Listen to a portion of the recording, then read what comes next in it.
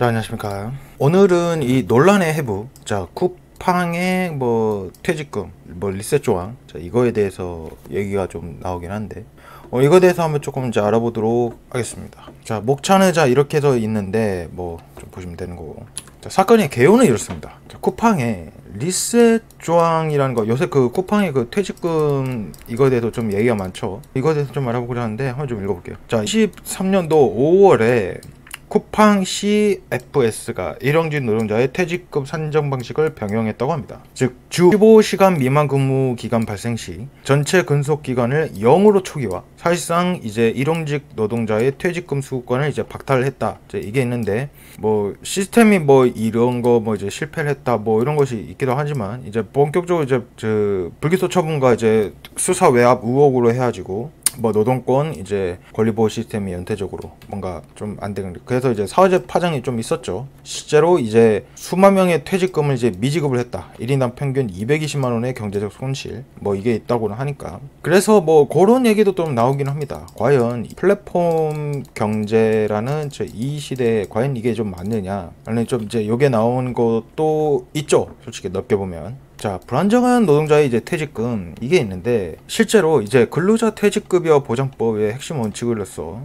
퇴직급 지급 의무의 예외 대상으로서 현재 지금 요게 있다고 합니다. 1년 미만 근로자, 4주 평균 주 15시간 미만 근로자. 자, 요게가 이제 걸려 있어가지고 이것에 이제 계속 근로와 제외 뭐 이런 것들 뭔가 있으니까 이걸로 해서 뭔가 좀 이제 법적인 부분에서 뭔가 좀 걸리니까 좀 안 된다는 뭐 그런 거겠죠. 그래서 이제 이 리셋 조항의 실체를 약간 좀 보자면은, 기존에는 주 15시간 미만 기간을 제외하고 산정을 한대. 변경을 하는 게 주 15시간 미만 기간 발생 시 근속 기간을 초기화를 해버린. 그러니까 이게 이제 동의 없는 이제 불이익 변경이라 해가지고, 불이익 변경 시 근로자의 동의가 필요한데 실제로 이제 그걸 안 했다는 거죠. 그래서 내부문건의 그 증거로서 약간 좀 보니까 이제 고용노동부가 압수수색을 했나봐요. 일용직 사원에게 연차 퇴직금, 근로기간 단절 내용을 별도의 커뮤니케이션 하자며 이의제기 시 개별 대응, 이런 내용들이 있어요. 그러니까 이 아까 법의 허점을 이용하는 것이 아니냐라는 이 내용이 조금 포함되지 않았나 싶습니다. 그래서 이제 이 퇴직금 저원 후, 아까도 말했듯이 이제 이 4주 평균 주 15시간 미만 근로자가 한 주라도 발생 시 이 근속 기간을 1회부터 다시, 왜냐면 아까 말했던 이걸 초기화를 해버리니까요.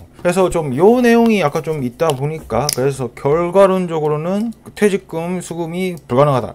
약간 좀 요 내용으로 약간 좀 접근을 했었던 것 같아요. 그래서 이제 고용노동부가 이제 요거에 대해서 이제 적극적으로 이제 개입을 이제 시작했는데, 2023년도 이제 9월달에 쿠팡 본사 수색을 이제 단행을 해서 스모킹 건의 발견, 이제 내부 문건 이제 이거를 일용직 사원에게 퇴직금 개념을 알리지 말아라. 쿠팡에 고의적으로 뭔가 들어가는 좀 이런 게 있었고, 그래서 법률 전문가들이 이게 판단을 했었을 때 고용노동부에서 자문을 했었던 결과가 모든 법률부분이 위법이다라고 판단을 했다고 합니다. 근데 이제 여기서 나왔던 약간 좀 이 검찰 부분에서 약간 좀 문제가 있었던 것 같긴 한데, 검찰 의견에 송치를 했는데 기소 의견으로 검찰 송치, 이제 절차적인 실패, 그래서 이제 불기소 결정이 났었던 뭔가 좀 이런 것들이 있는. 그래서 뭐 정확한 건 내용을 약간 좀 모르긴 하겠지만, 아무튼 이제 수사를 아마 좀 더 진행을 하겠죠. 근데 이제 이 검찰 부분에서 약간 좀 나왔던 게 2024년도 4월 불기소 결정이 나왔었는데, 혐의 없음 처분 3개월 만에 이게 나왔었고, 첫째는 이제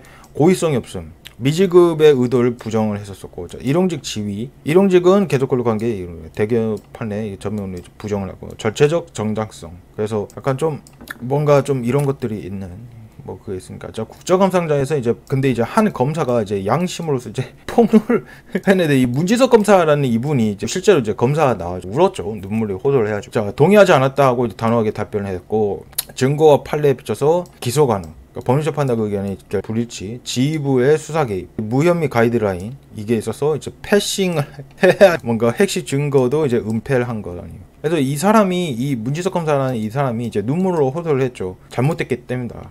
복받쳐서 좀 울고 사회적 약사에 대해서 관심을 호소하고. 그러니까 약간 좀 이제 권력형 비리, 검찰 조직 신뢰 위기, 이제 내부 고발점 이런 것이 약간 좀 커졌었던 거지 않나 싶습니다. 그래서 약간 좀 이제 쿠팡의 대응이 약간 좀 문제긴 한데, 플랫폼의 이 기업 이게 과연 이제 어떻게 될 거냐, 좀 이게 좀 아리달성합니다. 뭐 어떻게 할 수도 없고, 좀 거는 빨리 이제 시정이 돼서 좀 잘 좀 해결이 됐으면 좀 좋겠다라는 그런 내용이 좀 있기는 하네요. 뭐 원상복구는 좀 약속하겠다라고 좀 하긴 했으니까 뭐 여튼 그래서 뭐 좀 이러한 이제 기업윤리 실패, 사법정의 위기, 저 노동권 후퇴 좀 이런 내용들이 있기는 한데 뭐 잘 되겠죠. 뭐 잘 될 거라고 좀 판단을 하고 이런 식으로 이제 이러한 이제 약자분들도 혜택을 받고 뭐 기업들도 훌륭하게 가는 뭔가 이런 좋은 내용들이 좀 나오기를 희망합니다.